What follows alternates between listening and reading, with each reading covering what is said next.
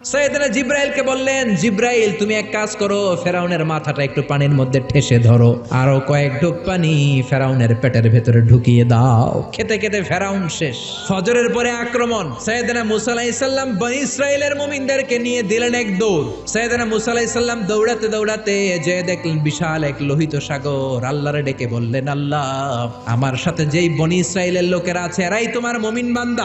আজ যদি ফেরাউনের কবলে সবগুলো বনী ইসরাইলের মুমিন বান্দা নিহত হয়ে যায়, মিশরের জমিনে তোমার নামের জিকির করার মতো দ্বিতীয় কোনো লোক থাকবে না রে আল্লাহ। রব্বুল আলামিন বললেন, মুসা দেরি করো কেন, লাঠি ফালাও। সাইয়েদনা মুসা আলাইহিস সালাম লাঠি ফেললেন। লোহিত সাগরের এই মাথা থেকে ওই মাথা বিশাল বড় ব্রিজ বানিয়ে দিল কে?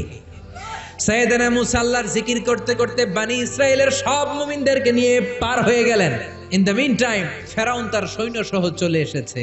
এসে দেখে কি আজীব তামাশা, গতকালও এই জায়গায় কোনো ব্রিজ নাই। তাকে